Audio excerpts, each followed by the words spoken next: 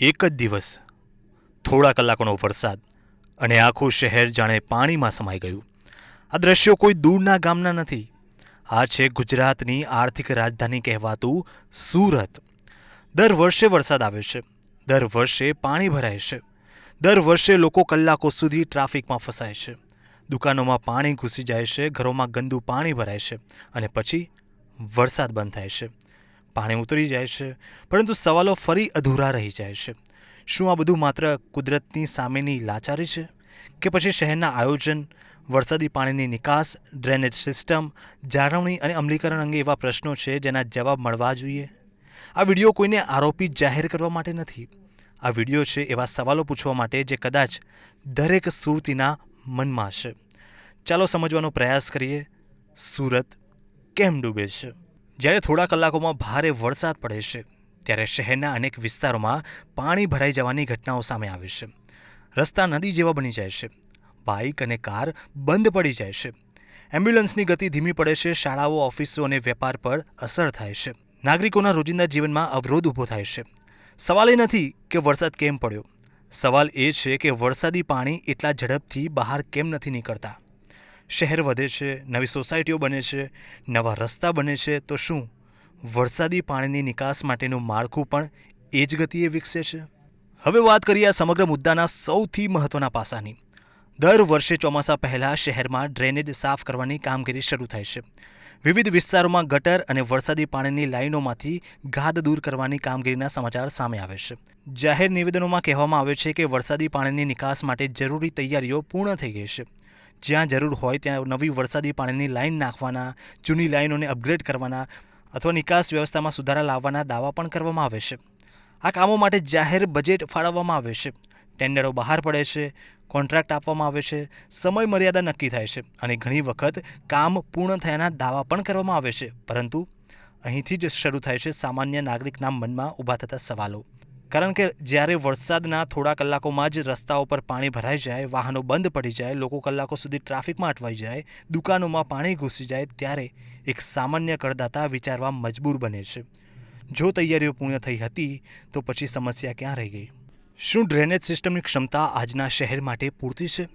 સુરત છેલ્લા ઘણા વર્ષોમાં ઝડપથી વિકસ્યું છે.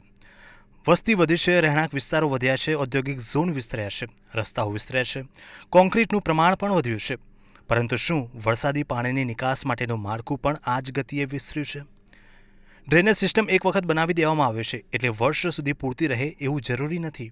શહેર વધે તેમ વરસાદી પાણીનું પ્રમાણ અને વહેણ પણ બદલાય છે, એટલે સમયાંતરે તેની ક્ષમતાનું વૈજ્ઞાનિક મૂલ્યાંકન પણ જરૂરી બને છે. દર વર્ષે ચોમાસા પહેલાં ડિસલ્ટિંગ શબ્દ ખૂબ સાંભળવા મળે છે, પરંતુ ડિસલ્ટિંગનો અર્થ માત્ર ગાદ કાઢવો નથી. મુદ્દો એ છે કે ગાદ ક્યાં સુધી દૂર કરવામાં આવી, બધી લાઇનોમાં સમાન રીતે કામ કર્યું, પછી તેની ચકાસણી થઈ. જો ભારે વરસાદના પ્રથમ જ તબક્કામાં પાણી ભરાય તો સ્વાભાવિક રીતે લોકો પૂછે છે કે શું સફાઈ પૂરતી હતી, ક્યાંક હજુ અવરોધ બાકી રહ્યા? આ સવાલોના જવાબ દસ્તાવેજો, નિરીક્ષણ અહેવાલો અને ટેકનિકલ માહિતી દ્વારા સ્પષ્ટ થઈ શકે છે. શહેર જેમ વિકસે છે તેમ જમીનનો ઉપયોગ પણ બદલાય છે. જે જગ્યાએ પહેલાં ખુલ્લા મેદાનો હતા ત્યાં આજે ઇમારતો છે. જે જગ્યાએ વરસાદી પાણી કુદરતી રીતે વહેતું હતું ત્યાં હવે રસ્તા, પાર્કિંગ અથવા અન્ય વિકાસ કાર્યો થઈ ગયા હોઈ શકે છે. અહીં પ્રશ્ન કોઈ ચોક્કસ પ્રોજેક્ટનો નથી. પ્રશ્ન એ છે કે શું દરેક વિકાસ કાર્ય વખતે વરસાદી પાણીના કુદરતી વહેણનું પૂરતું વૈજ્ઞાનિક મૂલ્યાંકન કરવામાં આવે છે? કારણ કે પાણી પોતાનો રસ્તો શોધે જ છે. જો તેનો જૂનો માર્ગ બંધ થઈ જાય અને નવો માર્ગ પૂરતો ન હોય તો પાણી રસ્તાઓ અને રહેણાંક વિસ્તારોમાં ફેલાઈ શકે છે. વર્ષો પહેલાં વરસાદનું ઘણું પાણી ખુલ્લી જમીનમાં ઉતરી જતું હતું. આજે શહેરનો મોટો ભાગ કોન્ક્રીટ, ડામર અને પેવમેન્ટથી ઢંકાઈ ગયો છે.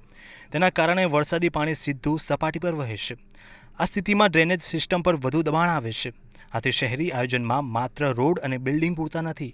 વરસાદી પાણીના સંચાલન માટે રેઇન વોટર હાર્વેસ્ટિંગ, પરમિએબલ સપાટી, રિટેન્શન પોન્ડ અને અન્ય આધુનિક ઉકેલો પર પણ ધ્યાન આપવાની જરૂર પડે છે. હવે સૌથી મહત્વનો મુદ્દો ડ્રેનેજ, વરસાદી પાણીની નિકાસ અને શહેરી ઇન્ફ્રાસ્ટ્રક્ચર માટે જે નાણાં ખર્ચાય છે તે જાહેર નાણાં છે, એટલે દરેક નાગરિકને પ્રશ્ન પૂછવાનો અધિકાર છે. કેટલો ખર્ચ થયો? કયા વિસ્તારોમાં કામ થયું? કામ ક્યારે પૂર્ણ થયું? તેની ગુણવત્તાની તપાસ કોણે કરી?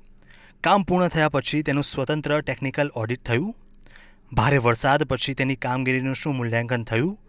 જો ક્યાંક ખામી રહી હોય તો તેને સુધારવા માટે શું આયોજન છે? આ સવાલો વિરોધના જ નથી. આ સવાલો જવાબદારી અને પારદર્શિતાના હશે. કારણ કે પારદર્શિતા હશે તો વિશ્વાસ વધશે, જવાબદારી નક્કી થશે તો સુધારા શક્ય બનશે. અને જો દર વર્ષે મળતા અનુભવમાંથી શીખીને આયોજનમાં ફેરફાર થશે તો કદાચ આવતા ચોમાસામાં સામાન્ય નાગરિકને ઓછી મુશ્કેલીનો સામનો કરવો પડશે. શહેરનો સાચો વિકાસ માત્ર ઊંચી ઇમારતો કે પહોળા રસ્તાઓથી માપી શકાતો નથી. જ્યારે વરસાદ પડે અને શહેર અટકી ન જાય. ઘણા લોકો વિચારે છે કે પાણી ભરાયું છે, થોડા કલાકોમાં ઉતરી જશે. પરંતુ હકીકતમાં રસ્તા પર ભરાયેલું પાણી માત્ર પાણી નથી, તેની સાથે હજારો લોકોની મુશ્કેલીઓ જોડાયેલી હોય છે. સૌથી પહેલાં વાત કરીએ આરોગ્યની. કલ્પના કરો કે કોઈ વ્યક્તિ રોજની મજૂરી કરીને પોતાના પરિવારનું ગુજરાન ચલાવે છે. સવારે કામ પર જવા નીકળે, પરંતુ રસ્તાઓ પાણીમાં ગરકાવ હોય, વાહન બંધ પડી જાય અથવા જાહેર પરિવહન ખોરવાઈ જાય. તે દિવસે તે કામ પર પહોંચી ન શકે. દિવસની કમાણી ગુમાવવાનો અર્થ તેના માટે માત્ર એક દિવસનું નુકસાન નથી, તેના પરિવારના ભોજન, બાળકોના ખર્ચ અને ઘર ખર્ચ પર સીધી અસર છે. બજારમાં આવેલી દુકાનોમાં પાણી ઘૂસી જાય, માલ ભીનો થઈ જાય, ઇલેક્ટ્રોનિક વસ્તુઓ, કપડાં, દસ્તાવેજો કે ખાદ્ય સામગ્રીને નુકસાન થાય, ગ્રાહકો બજારમાં ન આવી શકે, દુકાન 1-2 દિવસ બંધ રાખવી પડે. આર્થિક નુકસાનનો આંકડો કદાચ કોઈ સરકારી રિપોર્ટમાં ન દેખાય, પરંતુ વેપારી માટે તે વર્ષોની મહેનત પર પાણી ફર્યા જેવું બની શકે છે. વરસાદના કારણે અનેક વિદ્યાર્થીઓ શાળાઓ કે કોલેજોમાં સમયસર પહોંચી શકતા નથી. કેટલાક વિસ્તારોમાં પરિવહન પ્રભાવિત થાય છે. પરીક્ષા, પ્રેક્ટિકલ અથવા મહત્વના વ્યાખ્યાનો ચૂકી જવાનો વારો આવે છે. શિક્ષણમાં પડતો આ વિક્ષેપ ક્યારેક લાંબા ગાળે પણ અસરકારક બની શકે છે. ધારો કે કોઈ દર્દીને તાત્કાલિક સારવારની જરૂર હોય, એમ્બ્યુલન્સ ટ્રાફિકમાં ફસાઈ જાય અથવા પાણી ભરાયેલા રસ્તાને કારણે ધીમે આગળ વધે. દરેક મિનિટ કિંમતી હોય છે. આવી પરિસ્થિતિમાં શહેરની માર્ગ વ્યવસ્થા અને પાણીની નિકાસ માત્ર સુવિધાનો નહીં, પરંતુ જીવન બચાવવાનો પ્રશ્ન બની જાય છે. ઘણા સ્તરોએ વીજ પુરવઠામાં ખલેલ પડે છે. ઇન્ટરનેટ અને સંચાર સેવાઓ પ્રભાવિત થાય છે. કચેરીઓમાં કર્મચારીઓ સમયસર પહોંચી શકતા નથી. ઔદ્યોગિક વિસ્તારોમાં ઉત્પાદન પર અસર પડે છે. ટ્રાન્સપોર્ટ અને સપ્લાય ચેઇન ધીમી પડે છે. એટલે કે થોડા કલાકનું પાણી આખા શહેરની આર્થિક ગતિને અસર કરી શકે છે. અહીં સૌથી મોટો સવાલ ઊભો થાય છે કે પછી દરેક ચોમાસા પછી વૈજ્ઞાનિક રીતે સમીક્ષા થવી જોઈએ કે કયા વિસ્તારમાં પાણી કેમ ભરાયું, કયા ડ્રેનેજની ક્ષમતા ઓછી પડી, ક્યાં જાળવણીની જરૂર હતી અને ભવિષ્યમાં આવી સ્થિતિ ટાળવા માટે શું સુધારા જરૂરી છે. કારણ કે પાણી ભરાવું માત્ર વરસાદની ઘટના નથી, તે શહેરના આયોજન, જાહેર માળખા, જાળવણી, આપત્તિ વ્યવસ્થાપન અને નાગરિક જીવનની ગુણવત્તા સાથે સીધું જોડાયેલું એક મહત્વપૂર્ણ જાહેર હિતનો મુદ્દો છે. દર વર્ષે પાણી ઉતરી જાય પછી પણ આ સવાલો બાકી રહી જાય છે. શું આપણે આ ઘટનામાંથી કંઈ શીખી રહ્યા છીએ? અને શું આવતા ચોમાસા પહેલાં જરૂરી સુધારા ખરેખર અમલમાં આવશે? દરેક ચોમાસા પછી એક જ દ્રશ્ય જોવા મળે છે. સોશિયલ મીડિયા પર પાણી ભરાયેલા રસ્તાઓના વિડીયો વાયરલ થાય છે. લાખો વ્યૂઝ આવે છે. લોકો પોતાની મુશ્કેલીઓ શેર કરે છે. કોઈ ટ્રાફિકમાં ફસાયેલું હોય છે, કોઈની દુકાનમાં પાણી ઘૂસી ગયેલું હોય છે, કોઈનું વાહન બંધ પડી ગયું હોય છે ને થોડા દિવસો પછી વરસાદ બંધ થાય છે, પાણી ઉતરી જાય છે, વિડીયો પણ ધીમે ધીમે ભૂલી જાય છે. પરંતુ શું સમસ્યા પણ ભૂસી જાય છે? કદાચ નહીં. કારણ કે જો મૂળ કારણ સુધી પહોંચી શકાશે નહીં તો આવતા ચોમાસામાં ફરી એકવાર એ જ પ્રશ્ન ઊભા થઈ શકે છે. અને એટલા માટે હવે માત્ર વિડીયો વાયરલ કરવાથી આગળ વધવાનો સમય છે. હવે જરૂર છે તથ્યોની, જરૂર છે પારદર્શિતાની અને સૌથી વધુ જરૂર છે જવાબદારીની. દરેક મોટા વરસાદ પછી માત્ર પાણી ઉતારવાનું કામ પૂરતું નથી. શહેરે પોતાને પ્રશ્ન પૂછવો જોઈએ, કયા વિસ્તારોમાં સૌથી વધુ પાણી ભરાયું, શા માટે ભરાયું, કેટલા કલાક સુધી પાણી રહ્યું, કયા રસ્તા સૌથી વધુ પ્રભાવિત થયા, શું આ વિસ્તારો દર વર્ષે પ્રભાવિત થાય છે કે આ વખતે નવી જગ્યાઓ પણ ઉમેરાઈ?